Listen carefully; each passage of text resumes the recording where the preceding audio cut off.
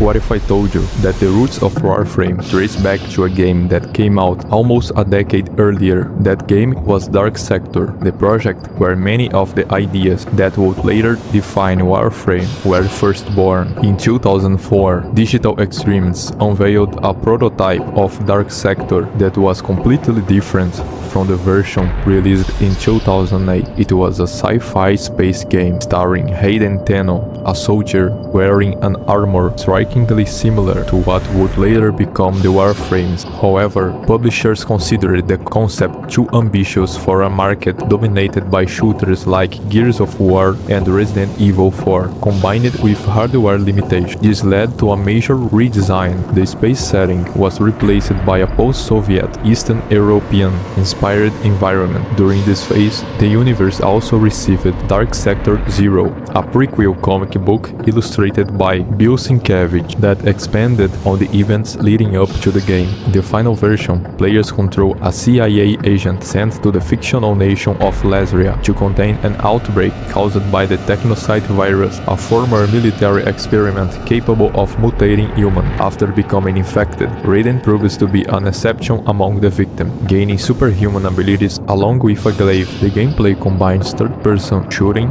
melee combat, stealth, and strategic use of the glaive, which can be thrown, guided in the midair, and enhanced with elemental effect. The game also features a brutal enemy finishing system.